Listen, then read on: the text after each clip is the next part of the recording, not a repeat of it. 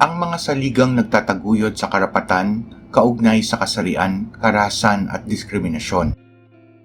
Sa bidyong ito ay ating tatalakayin kung paano natutugunan ang mga isyung dulot ng diskriminasyon at karahasan sa kasarian. Ang Universal Declaration of Human Rights. Ito ay tugon ng United Nations sa mga paglabag sa karapatan at kalayaan ng bawat individual noong ikalawang digmaang pandaigdig. Ang mga bumubuo ng samahang ito ay nanumpa na ang mga karahasan na naranasan ng mga tao sa panahon ng ikalawang digmaang pandaigdig ay hinding-hindi na mauulit pa. Ang layunin ng UDHR ay upang itaguyod at protektahan ang mga pangunahing karapatang pantao sa buong mundo. Narito ang mga pangunahing layunin ng UDHR.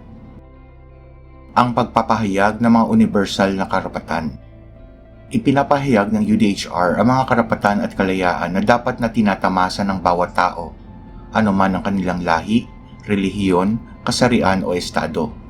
Ito ay naglalayong magbigay ng malinaw na batayan para sa proteksyon ng mga karapatang pantao sa pandaigdigang antas. Ang pagtaguyod ng dignidad at pantay-pantay na pagtrato. Tinitiyak nito na ang dignidad ng bawat tao at ang pantay-pantay na pagtrato sa lahat ay napapangalagaan. Binibigyang diin nito ang kahalagahan ng pantay-pantay na pagtrato at pagkilala sa dignidad ng bawat individual. Ang pagtataguyod ng kapayapaan at seguridad. Tinitiyak nitong maiwasan ang mga hidwaan at alitan sa pamamagitan ng pagtataguyod ng mga karapatang pantao.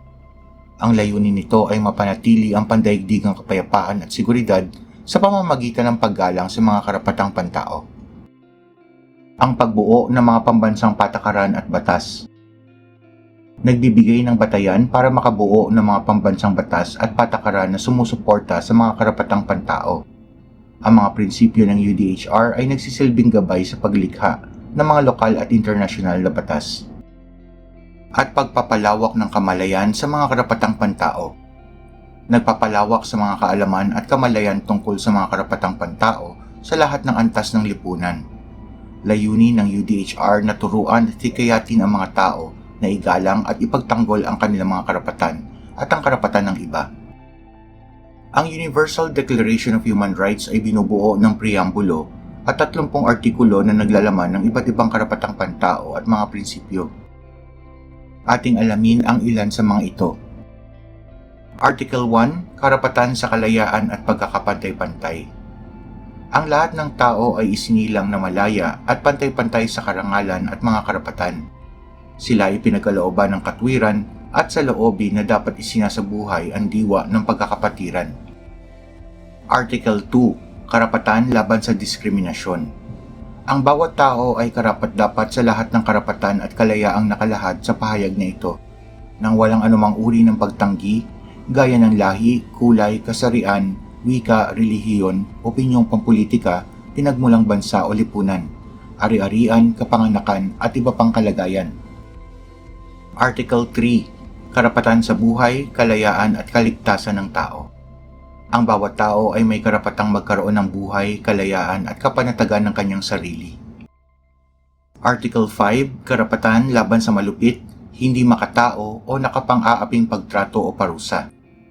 Walang sinumang pahihirapan o lalapatan ng malupit, hindi makatao o mapanglait na parusa o pakikitungo. Article 12, Karapatan sa privacy.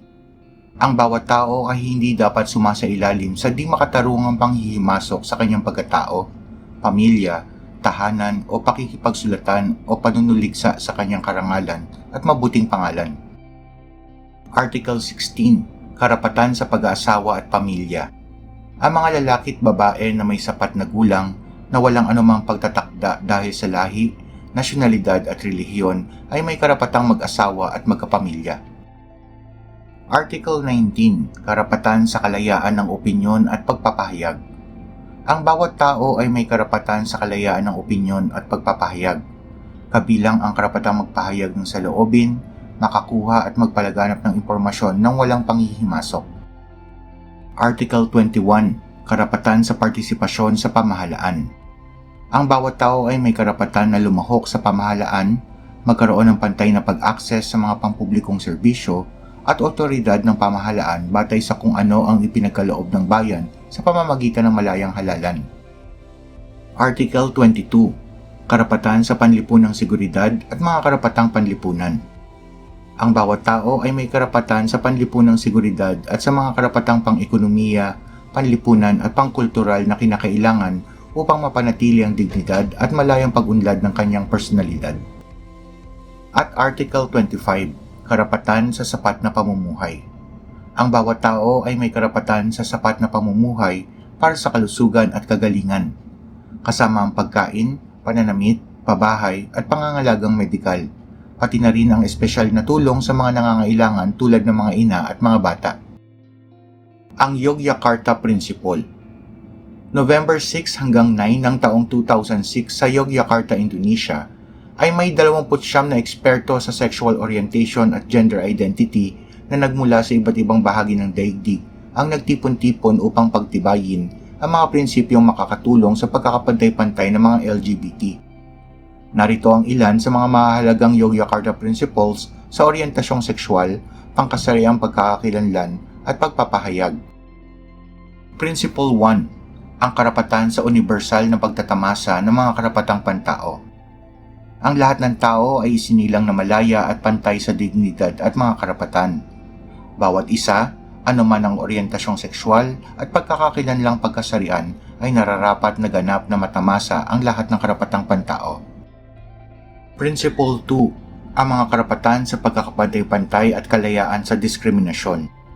Ang bawat isa ay may karapatang magtamasa ng lahat ng karapatang pantao nang walang diskriminasyong nag-uugat sa orientasyong sexual o pagkakakilanlang pangkasarian. Principle 4. Ang karapatan sa buhay. Karapatan ng lahat ang mabuhay.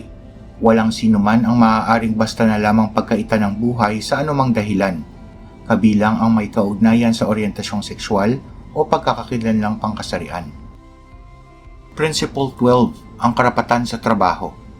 Ang lahat ay may karapatan sa disente at produktibong trabaho sa makatarungan at paborableng mga kondisyon sa paggawa, at sa proteksyon laban sa disempleyo at diskriminasyong nag-uugat sa orientasyong sexual o pagkakakilanlang pangkasarian.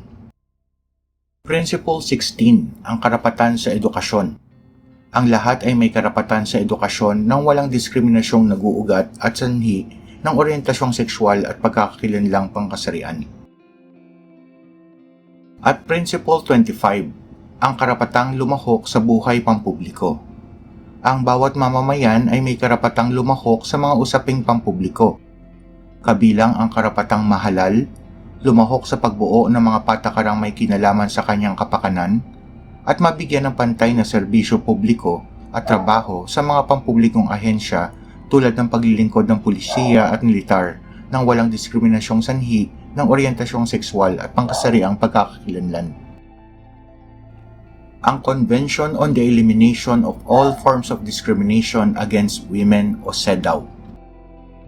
Ang CEDAW ay isang pandaigdigang kasunduan na inaprubahan ng United Nations General Assembly noong December 18, 1979, kung saan lumagda ang Pilipinas noong July 15, 1980 at niratipika noong August 5, 1981. Tinututukan nito ang komprehensibong pagtrato sa mga karapatan ng kababaihan, hindi lamang sa sibil at politikal na aspekto, kung hindi pati na rin sa kultural, pang-ekonomiya, panlipunan at pampamilya. Ang pagpapatupad ng kasunduan ay nagsimula noong September 3, 1981 at noong 2015 ay mayroon ng 189 na bansang nagratipika mula sa 194 signatories ng CEDAW. Paano hinahangad ng CEDAW na lutasin ang diskriminasyon sa kababaihan? Ang CEDAW ay naglalayong isulong ang tunay na pagkakapantay-pantay ng kababaihan sa pamamagitan ng pag-aatas sa mga estado na magsagawa ng mga aktwal na pagbabago sa kanilang buhay. Nakapaloob dito ang prinsipyo ng responsibilidad ng estado na nangangahulugan ang mga tungkulin nito sa kababaihan ay hindi maaaring isantabi o ipawalang bisa. Ipinag-uutos ng CEDAW sa mga estado na labanan ang anumang paglabag sa karapatan ng kababaihan, kabilang na ang mga paglabag mula sa mga institusyon, mga opisyal na gobyerno o mga pribadong individual o grupo. Ipinagbabawal ang anumang aksyon o patakaran na nagpapahirap o nagdudulot ng kawalan ng katarungan sa kababaihan, anuman ang layunin nito. at tinatanggap nito ang impluwensya ng kultura at tradisyon sa pag-iigpit ng mga karapatan ng kababaihan at hinihikayat ang mga estado na labanan ang mga stereotyping, tradisyon at mga kaugaliang nagdudulot ng diskriminasyon laban sa kababaihan. Ang Convention on the Rights of the Child. Isang pandaigdigang kasunduan na pinagtibay ng United Nations noong November 20, 1989 upang kilalanin, bigyang diin at protektahan ang karapatan ng mga bata. Bahagi ito ng UN Decade for Children na naglalayong mapabuti ang kalagayan ng mga bata sa aspektong pangkalusugan, pang-edukasyon at protektahan ang mga ito laban sa karahasan.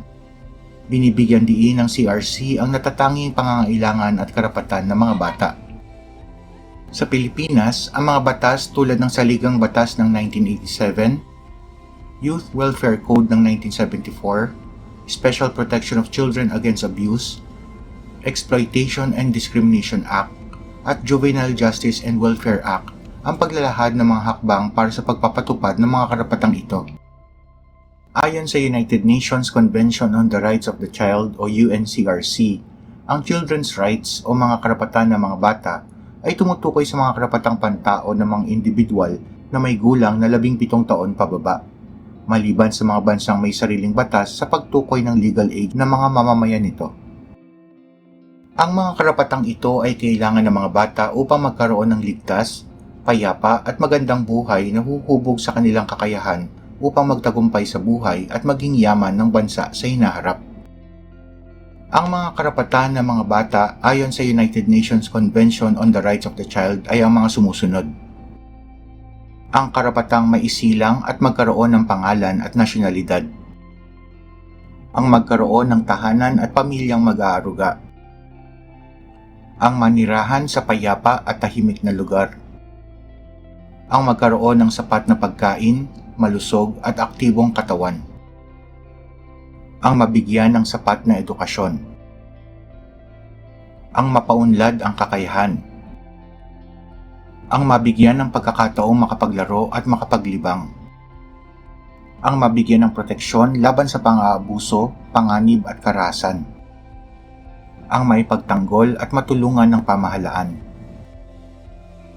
At makapagpahayag ng sariling pananaw.